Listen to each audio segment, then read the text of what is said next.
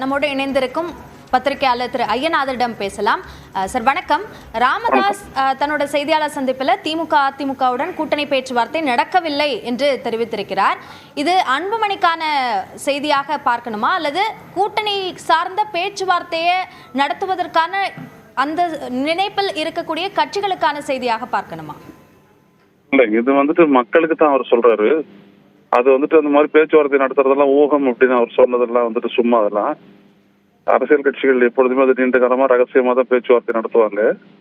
அவங்களுக்குள்ள ஒரு செட்டில்மெண்ட் வர வரைக்கும் பல்வேறு விதத்துல செட்டில்மெண்ட் வர வரைக்கும் சீட் ஷேரிங் எல்லாத்திலுமே அது வரைக்கும் அங்க வெளில சொல்ல மாட்டாங்க.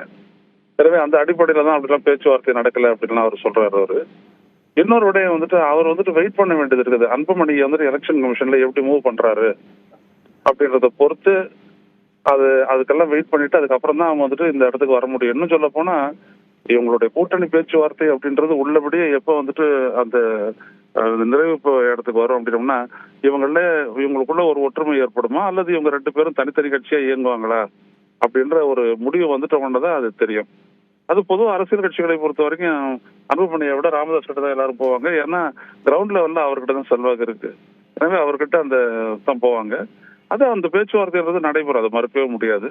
அதனால இப்ப நடக்கல அப்படின்னு அவர் சொல்றது ஏற்றுக்கொள்ளத்தக்கதல்ல.